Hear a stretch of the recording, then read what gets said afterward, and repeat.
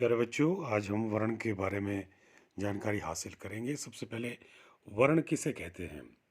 वह छोटे से छोटी ध्वनि जिसके टुकड़े ना हो सके उसको हम वर्ण कहते हैं, या फिर यूं कह लीजिए, वर्ण वे ध्वनि चिन्ह हैं जिनके और खंड नहीं किए जा सकते। वर्णों का प्रयोग ध्वनि चिन्हों एवं लिपि चिन्हों द्वारा दोनों रूप में किया जा सकता है। वर्ण मौखिक एवं लिखित भाषा दोनों की ही मूलभूत इकाई के रूप में प्रयुक्त होते हैं बच्चों। अतः शुद्ध उच्चारण एवं लेखन में वर्णों का विशेष महत्व होता है। वर्णमाला के विषय में जानते हैं। वर्णमाला किसे कहते हैं? वर्णों के व्यवस्थित समूह को वर्णमाला कहा जाता है बच्चों। यदि वर्णों का व्यवस्थित समूह है, अ से लेकर ज्ञ तक जितने भी वर्ण हैं उसको जब हम व्यवस्थित रूप में लिपिबद्ध करते हैं तो उसको हम वर्णमाला कहते हैं। तो वर्णमाला में वर्णों के दो भेद है, एक स्वर है तो दूसरा व्यंजन है। अब हम स्वर और व्यंजन के विषय में अलग अलग जानकारी प्राप्त करेंगे। स्वर किसे कहते हैं और व्यंजन किसे कहते हैं? स्वर अर्थात वोवल्स उन ध्वनियों को कहते हैं जो बिना किसी अन्य वर्णों की सहायता से उच्चारित किए जाते हैं। स्वतंत्र रूप से बोले जाने वाले वर्ण स्वर कहलाते हैं।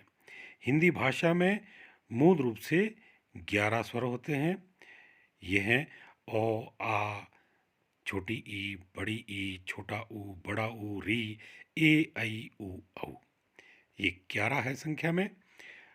इसकी परिभाषा को हम यूं भी कह सकते हैं, जिन वर्णों के उच्चारण में हवा बिना रुकावट के मुख से निकलती है उन्हें हम स्वर कहते हैं। अब हम स्वरों के भेद करेंगे बच्चों। स्वरों के दो भेद होते हैं, ह्रस्व स्वर और दीर्घ स्वर। ह्रस्व स्वर किसे कहते हैं? जिन स्वरों के उच्चारण में सबसे कम समय लगता है, या यूं कह लीजिए एक मात्रा काल लगता है, तो उन्हें हम ह्रस्व स्वर कहते हैं। इन्हें मूल स्वर भी कहा जाता है। ये संख्या में 4 होते हैं। ओ, छोटी ई, छोटा ऊ, री, ये संख्या में 4 है। उसके बाद आता है दीर्घ स्वर, लॉन्ग वोबल्स। जिन स्वरों के उच्चारण में ह्रस्व स्वर से दुगुना समय लगता है, या यूं कह लीजिए 2 मात्रा काल लगता है, उन्हें हम दीर्घ स्वर कहते हैं। ये संख्या में 7 होते हैं। आ, बड़ी ई, बड़ा ऊ, ए, ऐ, ऊ, औ। अब हम व्यंजन के बारे में जानते हैं। व्यंजन किसे कहते हैं? जिन वर्णों का उच्चारण करते समय हवा रुककर मुख से निकलती है उन्हें हम व्यंजन कहते हैं। या व्याकरणिक शास्त्र में प्रयोग होने वाले वर्ण जो स्वर की सहायता से बोले जाते हैं उन्हें हम व्यंजन कहते हैं। तो व्यंजन के 4 भेद कर सकते हैं हम। सबसे पहला है स्पर्श व्यंजन, दूसरा अंतस्थ व्यंजन, तीसरा ऊष्म व्यंजन और चौथा संयुक्त व्यंजन। व्यंजन से पहले बच्चों हम अंग और आ, ये दो अयोग वहा, इनका भी इस्तेमाल वर्णमाला में करते हैं। अंग, इसको अनुस्वार कहते हैं। जब किसी वर्ण का उच्चारण करते समय हवा नाक से ही निकले तो उसे वर्ण के ऊपर बिंदु के रूप में अंकित कर दिया जाता है। इसे ही अनुस्वार कहते हैं। अनुस्वार का प्रयोग स्पर्श व्यंजन के प्रत्येक वर्ग के स्वर रहित पंचमाक्षर के लिए किया जाता है। उसके बाद आता है आह, विसर्गे। इस ध्वनि चिन्ह का उच्चारण ह के समान होता है, स्वर रहित ह होता है। इसका प्रयोग तत्सम शब्दों में ही ज़्यादातर देखने को मिलता है। प्रायः, पुनः इसके उदाहरण हैं। तो ये अयोगवाह हुए। अंग और अ वर्ण को अयोगवाह कहते हैं। ये दोनों स्वरों के बाद लिखे जाते हैं। इनका उच्चारण स्वरों और व्यंजनों से भिन्न होने के कारण और अ के योग से इनका उच्चारण होने के कारण इनको अयोगवाह कहा जाता है। अब जैसा कि आपने देखा, व्यंजन 4 प्रकार के हैं: स्पर्श व्यंजन, अंतस्थ व्यंजन, ऊष्म व्यंजन और संयुक्त व्यंजन।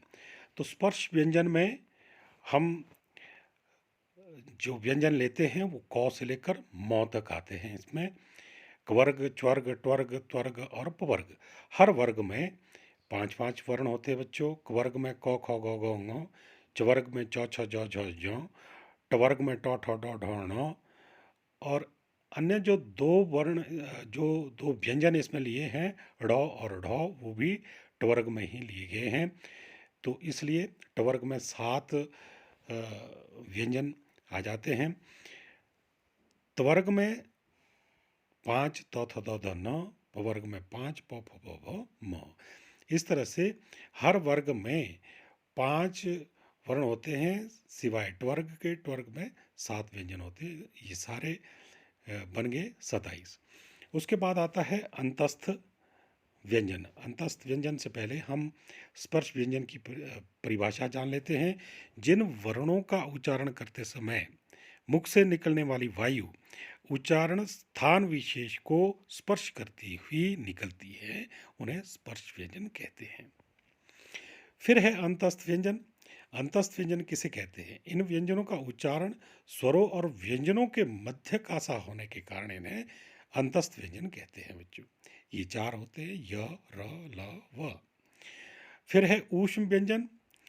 इनके उच्चारण में विशेष प्रकार की ऊष्म वायु मुख से निकलती हैं, इसलिए इन्हें ऊष्म व्यंजन कहते हैं। ये भी 4 है श, श, स, ह। उसके बाद आते हैं संयुक्त व्यंजन क्ष, त्र, ज्ञ और श्र। ये 2 या 2 से अधिक व्यंजनों के योग से बनते हैं, इसलिए इनको संयुक्त व्यंजन कहा जाता है। तो ये सारे मिलकर के 52 हुए। 11 स्वर, 2 अयोगवाह, 27 स्पर्श व्यंजन, 4 अंतस्थ व्यंजन, 4 ऊष्म व्यंजन और 4 संयुक्त व्यंजन। इसके अलावा बच्चों हम कुछ आगत ध्वनियों का भी हिंदी में प्रयोग करते हैं। जैसे क के नीचे जब बिंदी लगा देते हैं तो उसको क पढ़ा जाता है। ख के नीचे जब बिंदी लग जाती है तो उसको ह पढ़ा जाता है। जौ के नीचे जब बिंदी लगती है तो उसको ज़ौ पढ़ा जाता है। और इसी प्रकार औ के ऊपर जब बिंदु ना हो, सिर्फ आधा चंद्र बना हो तो उसको आ की तरह पढ़ा जाता है। जैसे डॉक्टर के ऊपर हम देखते हैं तो आ उसका उच्चारण होता है।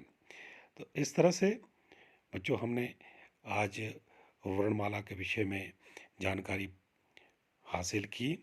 आप इन सभी चीज़ों को अपनी कॉपी पर लिखते रहिएगा और अपनी पढ़ाई को इसी तरह से जारी रखें।